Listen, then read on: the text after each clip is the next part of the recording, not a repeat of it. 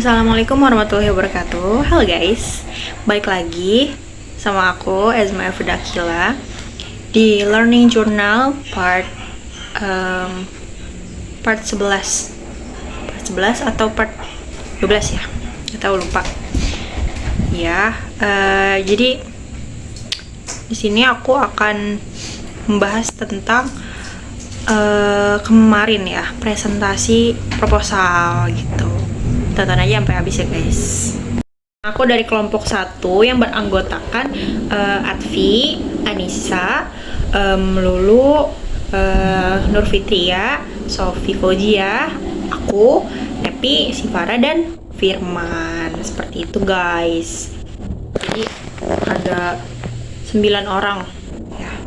Itu kelas C semua. Karena pas lagi mau buat struktur, mau ngebentuk kelompok gitu tuh kayak bingung kan. Terus pas banget kelas C tuh udah 9 orang, sedangkan kan emang 9 atau 8 orang lah ya gitu. Jadi kelas C deh semuanya dijadiin kelompok 1 dan sisanya tuh kelas-kelas yang lain dan cutting, seperti itu guys. So jadi di sini kita akan mengangkat film tentang Museum Situs Kepurbakalaan Bantal Nama yang berjenis film dokumenter dan bergenre faktual, karena di film ini kita menyajikan fakta-fakta serta peristiwa penting dari masa lalu museum itu. Dan dalam pembuatan film dokumenter ini kita menggunakan aliran realisme. Realisme adalah gaya membuat film yang menekankan pada prinsip untuk menghadirkan kenyataan sebagaimana adanya dengan menggunakan sedikit pengeditan sehingga menjadi lebih real atau lebih nyata, seperti itu. Nah, metode yang akan digunakan dalam penelitian ini adalah metode kualitatif. Karena peneliti akan melakukan wawancara dengan narasumber dan mengambil data-data yang digunakan untuk buatan karya film ini.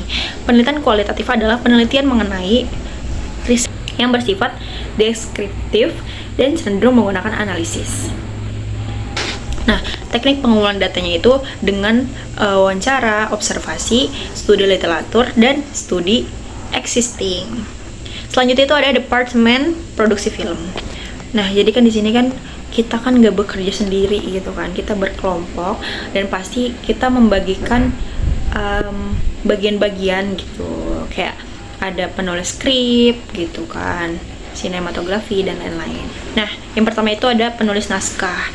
Nah, penulis naskah itu bertugas untuk membuat naskah yang akan menjadi panduan untuk departemen lainnya bekerja. Dalam film ini, script writing-nya adalah Anissa Zakia dan Atfi Kusminar. Nah, selanjutnya itu ada Departemen Penyutradaraan. Nah, Departemen Penyutradaraan merupakan departemen dalam produksi film yang memiliki tanggung jawab yang besar dalam menciptakan kualitas dan keberhasilan sebuah karya film. Departemen ini memiliki peran sebagai penghubung antara visi sutradara dan tim produksi. Dalam film ini, sutradaranya itu Lulu Aulia dengan asisten sutradara yaitu Nur Fitria. Nah, selanjutnya itu ada Departemen Sinematografi. Dalam sinematografi, seorang sinematografer bertanggung jawab atas kru, kamera, dan pencahayaan pemotretan.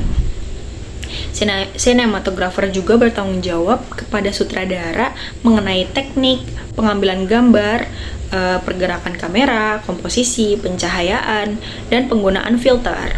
Dalam film ini, departemen sinematografinya itu adalah Ezma Frida, yaitu saya sendiri, dan Firman Fatur Rahman.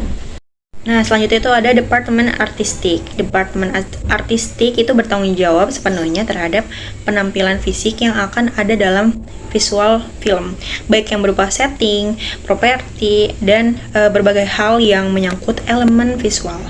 Departemen artistik dikepalai oleh seorang production designer. Dalam film ini, departemen artistiknya itu adalah Nepi Ferdianti. Nah, selanjutnya itu ada departemen suara dan editing. Departemen Suara bertugas memonitor, mengatur leveling, melakukan mixing, hingga memilih mikrofon yang akan digunakan selama syuting. Adapun Departemen Editing adalah yang bertanggung jawab atas tahap finishing dari pembuatan film. Mereka bekerja sama dengan sutradara, produser, dan anggota tim produksi yang lainnya untuk memastikan hasil akhir sesuai dengan visi dan tujuan proyek film tersebut. Dalam pembuatan film ini, Departemen Suara yaitu Sofi Fauzia dan editingnya itu adalah Sifara Dwi Maulida. Mungkin cukup sekian penjelasan dari saya. Kurang lebihnya mohon maaf. Wassalamualaikum warahmatullahi wabarakatuh.